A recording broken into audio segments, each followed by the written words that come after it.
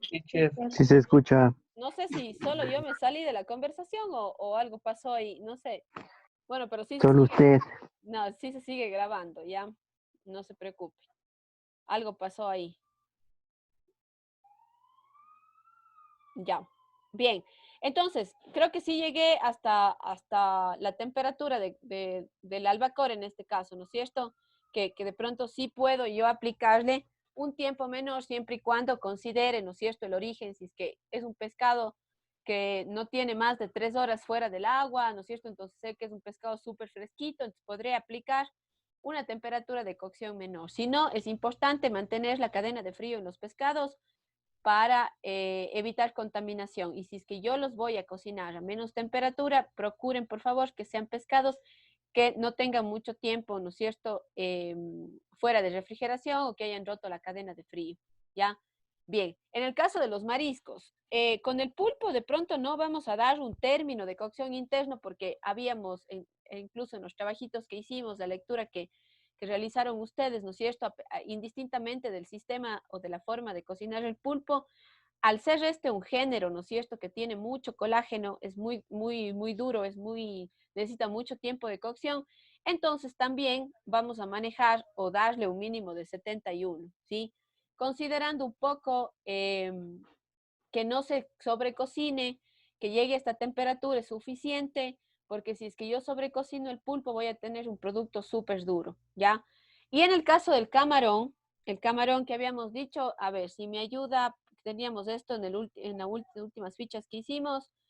Eh, a ver, Emanuel Cárdenas, ¿nos ayudas por favor con la temperatura del camarón?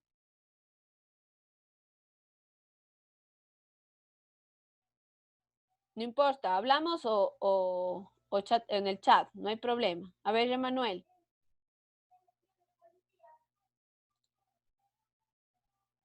Ya, bueno, gracias, Erika. Nos respondió la Erika. Parece que Manuel ha ido a almorzar.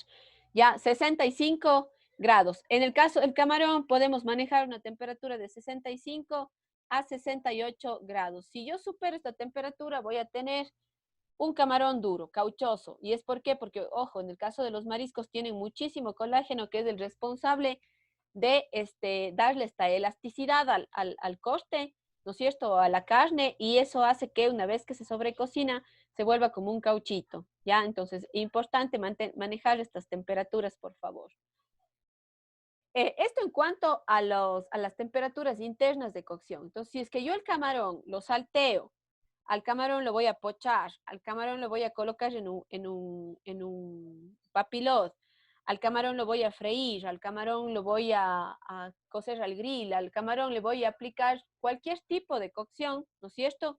Siempre la temperatura interna tiene que manejarse en los 65 a 68 grados. Incluso hay algunos países en donde, o bueno, aquí también, ¿no? Si es que obtenemos camarón súper fresquito, se puede manejar incluso desnaturalización también con este corte, siempre y cuando, ¿no es cierto?, sean productos frescos que no hayan tenido mucho tiempo de exposición al ambiente, ¿no es cierto?, y que no se haya roto esa cadena de frío. Siempre recuerden que esto es súper importante, ¿ya? Entonces, estos términos de cocción o estas temperaturas internas de cocción, por favor, ya les voy a pasar este documento, obviamente, para que lo tengan ahora que van a estudiar, pero hay preguntas referentes a la temperatura interna de cocción de los géneros. Entonces, les pido que esto lo tengan a mano, lo revisen, para que puedan responder ustedes todas las preguntas, si es que hay, como les dije, ¿no? Se van a sortear muchísimas preguntas, es un examen de máximo 20 preguntas, pero es un banco grande, entonces no a todos les va a tocar la misma pregunta, pero sí están preguntas referentes a la cocción interna de los géneros cárnicos. Aquí me faltó de pronto colocar la cocción de los cortes de caza, los géneros que de pronto son aves de caza, ¿ya? Y aves o géneros de caza. Les voy a poner de manera general, en la parte de acá abajo, géneros de caza, ¿ya? Y dentro de estos géneros de caza podríamos considerar, por obviamente, la estructura de la carne, a productos como el conejo, a productos como el cuy, que tenía una pregunta, me pasaron una de esas preguntas, creo que fue la Angie, me preguntó que cuál era la temperatura interna de cocción. Déjeme volver a ver porque me mandó la Angie esta pregunta y quiero irles respondiendo todo ahora, ¿ya? Entonces Angie nos dijo, por ejemplo, la pregunta que ella nos hizo con referencia al cuy y considerando el cuy y el conejo, que son bastante similares, y podríamos aquí también considerar al pato, que también eso es un corte duro, ¿no es cierto? O el gallo o la gallina. Ella nos preguntó cuál es la temperatura interna del cuy en un confit. Eh, Asimismo, sea cual sea el proceso de cocción que yo aplique para todo lo que son géneros de caza y productos como el cuy, el conejo, el gallo, la gallina runa o la gallina de campo, ¿no es cierto?, que es bastante dura, vamos a manejar un mínimo de 72 grados, ¿sí? Para estos géneros. Incluso, claro, que habían sistemas de cocción como el confitado, ya que puede proporcionarle mayor terneza a la carne por la cantidad de gases que se utiliza para la cocción, para que cuando no permitamos que los cortes se sequen o que sobrecocinen. Ya estamos hasta aquí. Creo que ya es un resumen, un poco lo que hemos ido mencionando también a lo largo de la elaboración de las fichas, de las temperaturas internas de cocción.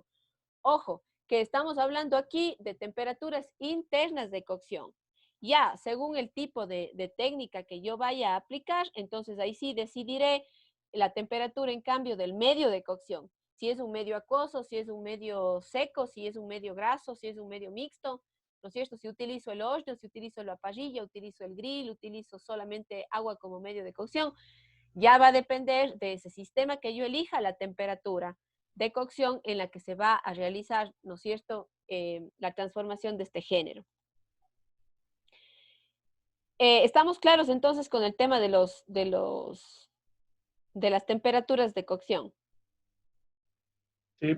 ¿Ya? Sí, profe. Ya no sé si alguien más tenga para pasar a los sistemas de cocción y ir revisando rapidito. Ya, también Angie nos había hecho la pregunta de cuál sería la conservación o tratamiento que debe tener un pescado para un ceviche cuando está curtido, solo con cítricos para ser de consumo seguro. Hablamos de la desnaturalización. Recuerden, lo más importante siempre que se realiza este proceso es mantener la cadena de frío, ¿sí? O sea, que si es que yo trabajo un pescado que estuvo en refrigeración, saqué, le hice el proceso de desnaturalización a través del curtido utilizando el medio ácido, yo tengo que esto regresar al frío, ¿no es cierto?, para que no rompa la cadena. Un producto de estas características máximo podría estar 2 horas fuera de refrigeración, siempre y cuando la temperatura no sea mayor a 25 grados centígrados, ¿ya? Entonces, si es que mi ambiente está a 25 grados, yo podría lo máximo que se acepta serían 2 horas fuera de refrigeración, pero es mucho más fácil, ¿no es cierto?, que manejemos las temperaturas adecuadas y para poder tener una conservación o tratamiento correcto en un ceviche, ¿no es cierto?, para un pescado o un marisco, es importante que se mantenga constantemente no se rompa la cadena de frío. Eso sería, Angie, lo más importante en el caso del consumo seguro. Y obviamente ya cambian las características organolépticas, entonces un ceviche, por ejemplo, si es que tú utilizaste un medio ácido como limón y al siguiente día te quieres comer el ceviche, si se mantuvo la cadena de frío durante todo el proceso, lo puedes hacer, no va a pasar nada. Pero de pronto lo que puede cambiar ahí, y eso ya es otro daño que tenemos, el tema de la vaya, del cambio en la textura o el cambio en el sabor, sobre todo porque cuando tenemos productos ácidos como limón, naranja y demás, a la exposición al ambiente también, ¿no es cierto?, o a la oxidación, estos productos pueden cambiar el sabor final del ceviche, por ejemplo. Entonces, no se recomienda que tampoco se haga un consumo o que se guarde, se almacene mucho tiempo, no solo por el tema microbiano, sino también por la textura y el sabor final que puede tener este producto. ¿Ya? ¿Estamos? ¿Puedo continuar entonces? Sí. Sí. Ya. con esto también queda respondida la otra pregunta que decía que qué tan seguro es consumir la carne a término blue y cómo se obtiene este término. En el caso del blue, recuerden que estamos aquí en costes de primera categoría, ¿sí? El blue es solamente un sellado que yo le doy y la temperatura interna del género está en 55 grados. Al estar en 55 grados, eso quiere decir que el género tuvo o se mantuvo a una temperatura de refrigeración, ¿ya? Posiblemente yo saco de refrigeración el género, si estuvo mucho tiempo ahí, dejo que de pronto repose un momento a temperatura ambiente, unos 15, 20 minutos, y luego yo le puedo dar la cocción. En el caso del blue, es un corte de la res, ¿no es cierto? Y un sistema de cocción donde yo simplemente voy a sellar para coagular las proteínas solamente de la base de la carne y el interior va a mantenerse a 55. ¿Ya? Entonces es ahí cuando yo estoy consumiendo un blue, cuando tengo solo sellado de ambos lados, ¿no es cierto? Y la temperatura interna es de 55. Va a ser seguro consumir este pedazo de carne, asimismo si se maneja correctamente la cadena de frío y si es que obviamente conozco yo al proveedor y es muy difícil que yo realmente consuma una carne que no sea lomo fino con esta característica o esta temperatura de cocción. Entonces, no hay mucho inconveniente con cocción blue de la res, porque tengo menos crecimiento microbiano. Lo que ustedes deberían considerar es mayor cuidado siempre en los cortes como las aves o como el cerdo, ¿sí? O algunos pescados. Sin embargo, siempre es importante conocer, como digo, al proveedor y quién está elaborando el producto, porque capaz si no es la temperatura lo que le afecta y nos puede causar un problema, sino es más bien la manipulación. Al no tener que este género no se somete a una temperatura mayor, entonces si es que existe, por ejemplo, contaminación cruzada, es ahí cuando puedo tener yo un problema, ¿no es cierto? De pronto este pedazo de falda o este pedazo de lomo fino estuvo junto, por ejemplo, a un pedazo de pollo y se contaminó, hubo una contaminación cruzada ahí. Entonces, al yo someter a una cocción blue a un corte de res, solo a 55 grados, entonces de pronto ahí no va a morir, ¿no es cierto? Los microorganismos como la salmonela que pudiesen haber estado en el pollo.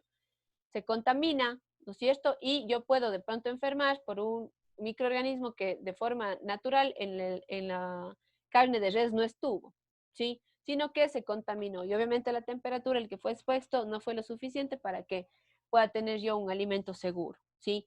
Entonces hay que analizar todos esos factores antes de poder estar seguros con los sistemas de cocción de mis géneros.